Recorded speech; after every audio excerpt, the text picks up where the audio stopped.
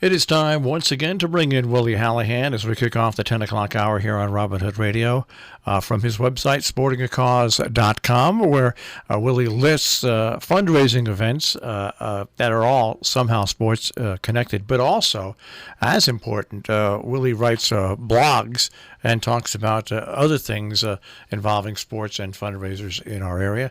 And we're glad to have him join us every Sunday morning. Willie, good morning and thanks for joining us today. Good morning, Marshall.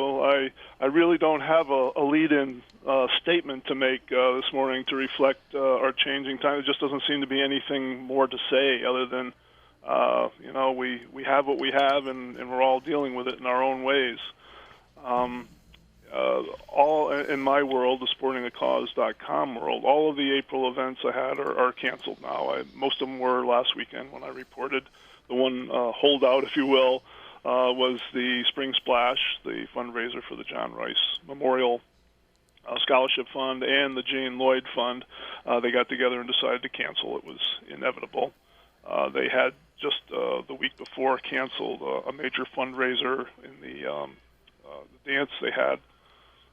So that was a kind of a double hit for them. But it's the same all over. Worthy causes where money, effort, human labor, business, financial support were all expended to hold these events. They're gone. And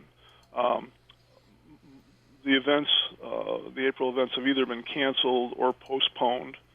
I hope and pray that they don't postpone to September. September is a chock-a-block full month, always, and especially as we go into May. I'll talk about May events in coming weeks. May is a huge month for events too. The weather's turned better. There's a splurge of golf tournaments and running races and everything. They're taking advantage of the spring weather and everything. So if a bunch of those transfer into September, it's just going to be ponderous, and one event's going to be robbing from another. In September there are 15 events per weekend, and that's not counting like the Upper Housatonic Valley Heritage Area Tours, which add another 15 events per weekend. So September, leave it alone. You know, if you got a golf tournament that you've got to postpone, make it in July or August or October even. If you've got a running event, you can schedule them. They're running events all year round, every month of the year. Avoid September if you can. But I'll be reporting on more of those events in the coming weeks. There's one event, April event. I think I mentioned it last week. It's neither a cancellation nor a postponement, and it's the Berkshire South Community Center 5K Run Walk. They turned their event into a virtual event, and I'll come back to that near the end of our talk today, because this might be a trend we see more of as we move through this crisis that we're in. And I've blogged about virtual events before, and I've since had to change my opinion on it because of the changes we're going through. As I said, I'm going to talk about May event cancellations and postponements coming up. They happen. People seem to be taking a month-at-a-time view, and I get it. They're waiting as long as they can to change their events, just because, as I said, so much has been invested in them, and nobody wants to cancel or postpone an event where all this labor has been invested in it. Every dollar counts, whether it's a major fundraiser or a minor one. Every dollar to a nonprofit counts. So, as I said, I'll be addressing those in future broadcasts.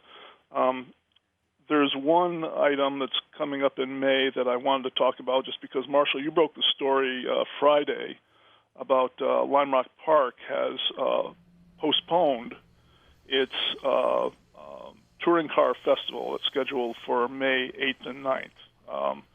They don't have a new date for it yet, but that's big news because it's a big event and it's Lime Rock Park, and we'll be keeping on top of that story. I'm sure the folks at Lime Rock are watching the state of affairs just like everybody else, and we'll be between you and me, we'll be staying on top of that story for sure.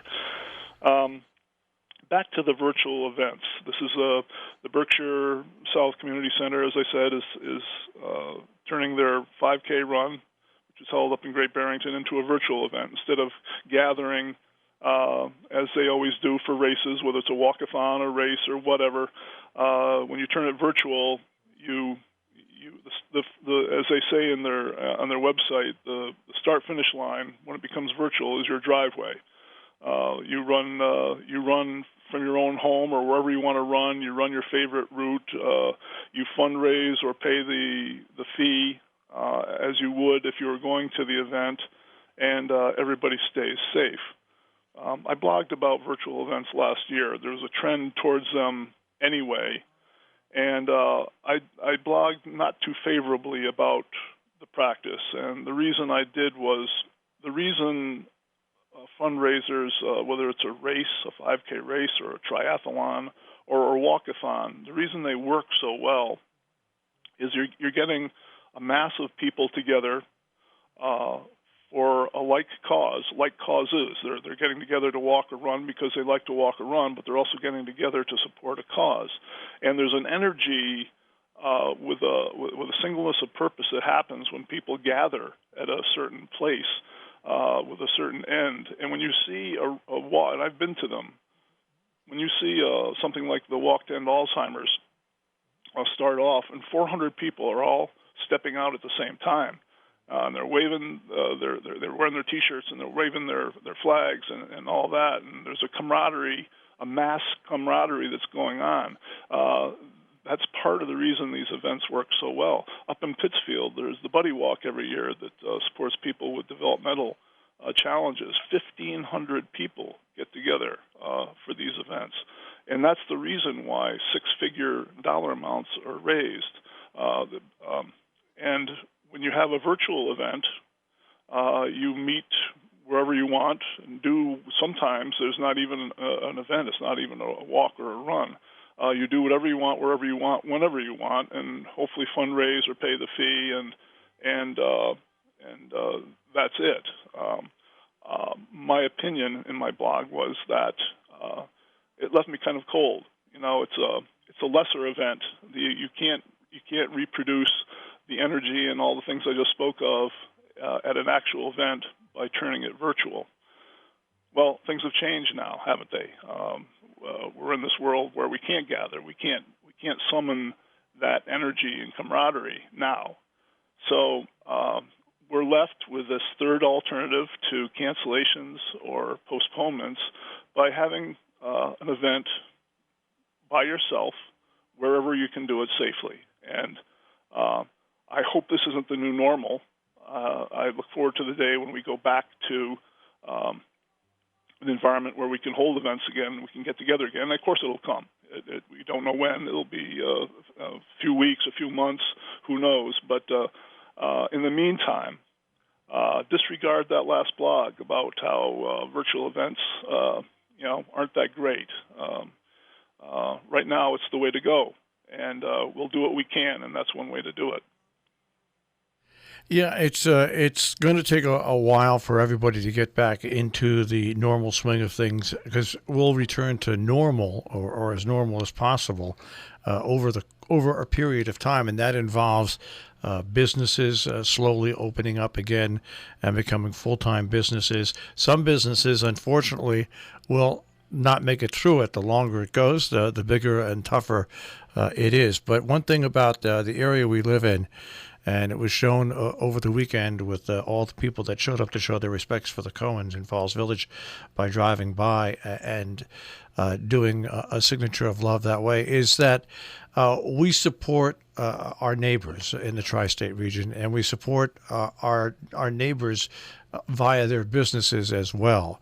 So I think we'll be a little isolated from that. And you've got people like, and Willie, you've got Lime Rock Park, which is going to have to try to juggle their events with other national events at the same time, which are juggling their events, so it makes it even harder for them. And then you have all the inns, the Sharon Country Inn, the Interlake Inn, all the different inns that are in our area. They are losing, and this is what people don't realize, the business, and they are losing hundreds of thousands of dollars, not thousands of dollars, hundreds of thousands of dollars. So this is a very strange time, something that we haven't lived through, and we're going to see how this area digs out and once again becomes whole again, and that includes everything that you're talking about, all the sporting events that are fundraisers and more, because there's going to be more need for fundraising events when this is all over. Yeah, and like you, Marshall, I'm optimistic that we'll return stronger than ever. The human spirit is what it is, and in our area specifically and especially, we'll be back. Willie, sportingacause.com is the website. Willie, we'll speak to you again next week, and be safe. Okay, Marshall, you be safe too. Bye.